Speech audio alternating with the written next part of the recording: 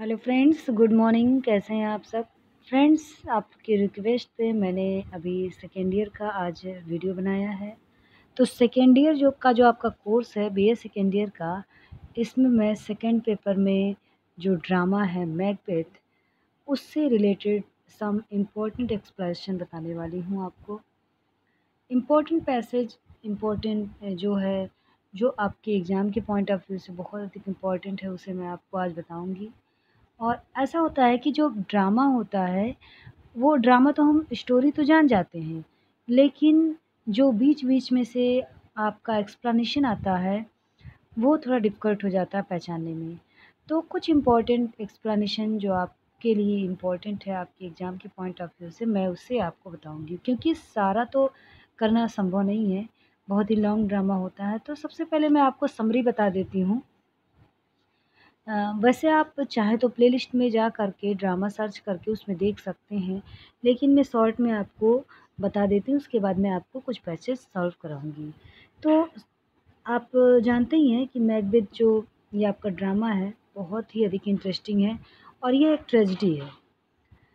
ये जो कि कुछ इस प्रकार से है। मैकबेथ एक बहादुर सेनापति है, जो स्कॉटलैंड के शत्रुओं, देशद्रोही मै मैकडॉनल्ड तथा उसके सहायक नॉर्वे के राजा स्किनो को युद्ध में पराजित करता है। मैकडॉनल्ड लड़ाई में मारा जाता है। युद्ध से लौटते समय उसे 3 रहस्यमयी स्त्रियां मिलती हैं। मैकबेथ को 3 रहस्यमयी स्त्रियां मिलती हैं और उसे थेनाप कार्डर, थेनाप ग्लैमिस और उसे भावी राजा कहकर उसका स्वागत करती हैं। इससे मैकबेथ की जो महत्वाकांक्षा होती है, वह जाग जाती है।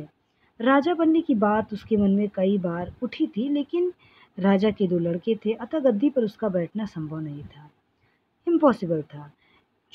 लेकिन चुड़ैलों की जो भविष्यवाणी थी, वो असंभव से संभव दिखने लगा था।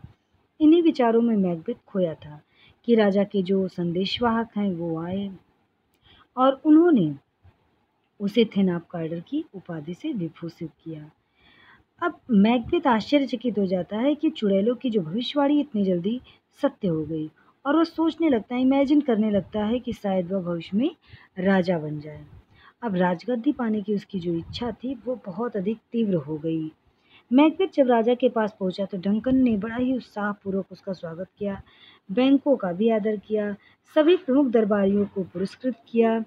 इस शुभ अवसर पर अपनी प्रसन्नता प्रकट करते हुए अपने ज्येष्ठ पुत्र माल्कम को प्रिंस ऑफ कम्बरलैंड अर्थात युवराज घोषित किया।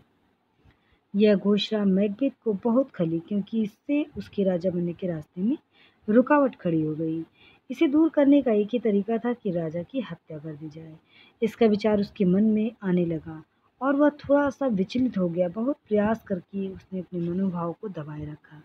मैकबेथ के सौभाग्य से राजा डंकन मैकबेथ के यहाँ उसके मेहमान बनकर जाते हैं। मैकबेथ की पत्नी उसी की भांति महत्वाकांक्षी थी। मैकबेथ ने चुड़ैलों की भविष्यवाणी उसे बताई। वह राजा बनने की योजना बना चुका था। डंकन का सहसा उनके मेहमान बनकर आना उनकी योजना को क्रियान्वित करने का सुनहरा अवसर था। उसने मैकबेथ को राजा की हत्या करने के लिए प्रोत्साहित किया। लेडी मैकबेथ ने। मैकबेथ अपने सगोत्री, अपने राजा तथा में अपने मेहमानों को मारने का जघन्य अपराध नहीं करना चाहता था, लेकिन राजगद्दी पाने का प्रलोभन इतना प्रबल और आकर्षक था कि अंत में राजा की हत्या करने पर वह राजी हो जाता है। उसने सोते डंकन की हत्या कर दी और इसका सारा दोष उसके अंगरक्षकों के सिर मढ़ दिया, और यह भी प्रचारित कर दिया कि ऐसा उन्होंने राजा के पुत्र माल्कम और डोनाल्वेन के कहने पर किया है। वे दोनों पिता की हत्या से इतने डर गए थे कि चुपके से वहां से भाग गए। उन्हें भय था कि यदि वहां कुछ देर रुके तो उनकी भी हत्या कर दी जाएगी। माल्कम इंग्लैंड और डोनाल्वेन आयरलैंड चला गया। उसके उनके भागे जाने पर मैकबेथ को राजगद्दी मिल गई, क्योंकि वही डंकन का सबसे निकट संबंधी था। अब मैकबेथ को सबसे अधिक खतरा बैंकों से था। एक तो बहुत साहसी और सूरवीर था, दूसरे वह बड़ा ही चतुर था। बैंको जो था वह बहुत साहसी और शूरवीर था और चतुर था। तीसरे कि वही चुड़ैले की मैकबेथ के संबंध में की गई भविष्यवाणी को जानता था। चौथे, उसे उन रहस्यमय स्त्रियों से ने एक राजवंश परंपरा का स्थापक घोषित किया था। अतः उसका जीवित रहना न केवल मैकबेथ के वर्तमान के लिए खतरनाक था, अपितु उसके पुत्रों के लिए भी खतरनाक था। क्या उसने डंकन की हत्या बैंकों के वंशजों को राजा बनाने के लिए की थी? उस कांटे को निकालकर बाहर फेंकने की योजना को क्रियान्वित किया। बैंको तो मारा गया, लेकिन उसका पुत्र फ्लेयंस बच गया। मैकबेथ इतना क्रूर हो चुका था कि उसने बैंको, जो कि उसका मित्र था, उसे भी मार दिया, लेकिन उसका पुत्र फ्लेयंस बच गया। शाही भोज प्रारंभ होने वाला था, तभी एक हत्यारे ने आकर बैंको की हत्या का समाचार उसे दिया। इससे मैकबेथ बहुत उद्विग्न हो गया, क्योंकि उससे बैंको का प्रेत उसी की कुर्सी पर बैठा दिखा। वह ऊटपटांग बातें करने लगा। वह एक प्रकार से पागल सा हो गया था। लेडी मैकबेथ ने स्थिति पर किसी प्रकार नियंत्रण किया और प्रतिभोज भंग कर कर सबको वापस लौटा दिया। लेकिन इसके बाद सभी प्रमुख श्रेष्ठ दरबारियों की संख्या पुष्ट हो गई कि मैकबेथ ने न केवल बैंकों की हत्या की है, बल्कि डंकन की भी हत्या मैकबेथ ने ही की है। मैकबेथ अधिकाधिक शंकालु होता जाता है जब उसे पता चलता है कि मालकम डोनाल्बेन इंग्लैंड के राजा से सहायता मांग रहे हैं और उन्हें सहायता मिलने वाली है, तो किंचित चिंतित हो उठता है। इधर दरबारी और थेन भी उससे रुष्ट होने लगे। वह सबके घरों में जासूस उसने रख दिया। इस गंभीर परिस्थिति में क्या करना चाहिए, यह जानने के लिए मैकबेथ ने पुनः उन चुड़ैलों से मिलना चाहा और उससे संपर्क स्थापित किया। उन्होंने उसे सलाह दी कि निश्चिंत होकर खून खराबा करो, किसी से मत डरो, क्योंकि तुम्हारी पराजय नहीं हो सकती। तुम्हारी पराजय तभी होगी जब डंसिनेंस के किले बिरनम का जंगल डंसिनेंस किले के पास नहीं आ जाता। उसे कोई भी स्त्री से जन्मा आदमी नहीं मार सकता। उससे न वह आश्वस्त हो गया। उसे मैकडब से खतरा मालूम हो रहा था। उसने उसे बुला भेजा।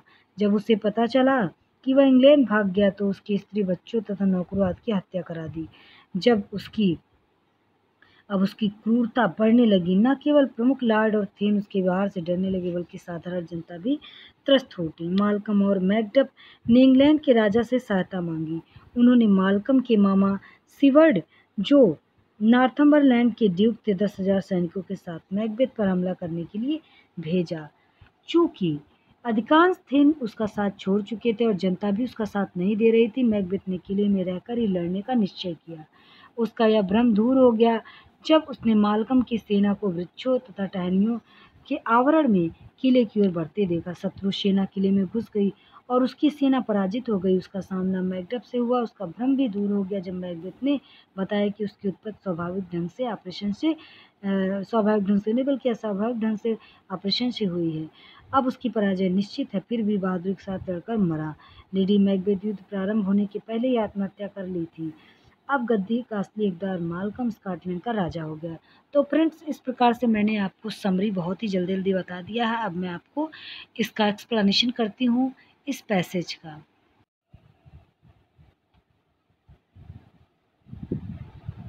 तो चलिए शुरू करते हैं पैसेज का एक्सप्लेनेशन। मैं इसका आपको हिंदी अर्थ बताऊंगी और एक्सप्लेनेशन करने का तरीका तो मैंने बताया ही है। तो चलिए इसको शुरू करते हैं। राजा ये स्टार्टिंग में ही, ये जो पैसेज है ये स्टार्टिंग में ही है।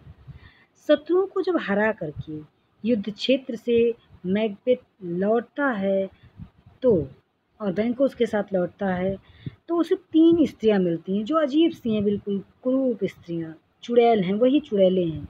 वे मैकबेथ का स्वागत करती हैं, उसके संबंध में भविष्यवाणी करती हैं, उसे ग्लेमिस ऑफ थेन, कार्डर ऑफ थेन और आगे चलकर राजा कह के भी बुलाते हैं कि वह आगे चलकर राजा बनेगा। इस सुखद भविष्यवाणी को सुनकर मैकबेथ विचारों में खो जाता है। जब मैकबेथ के बारे में ऐसी भविष्यवाणियां करती हैं वो चुड़ैलें, तो बैंको भी अपना भविष्य जानना चाहता है। अतः वह उनसे पूछता है।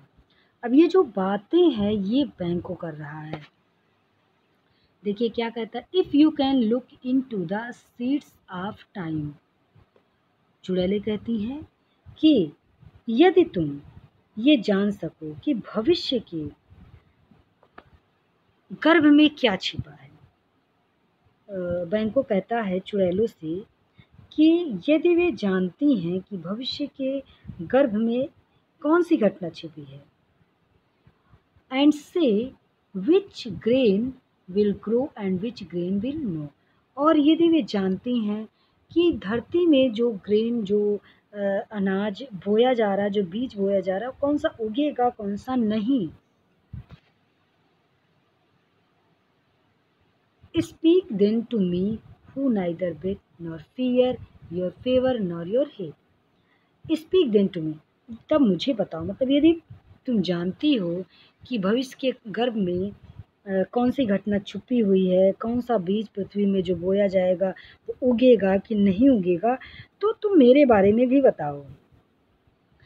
मी मतलब अपने आप को कह रहा है कि जो कि तुमसे मैं रिक्वेस्ट नहीं कर रहा हूँ, तुमसे डर भी नहीं रहा हूँ, मतलब मैं तुमसे डरता नहीं हूँ। Your favour nor your hate, ना ही मैं तुमसे फेवर चाहता हूँ, ना ही मैं तुम्हारे नफरत से डरने वाला हूँ, तुमसे लाभ की याचना भी मैं नहीं करता, लेकिन मुझे हकीकत बताओ।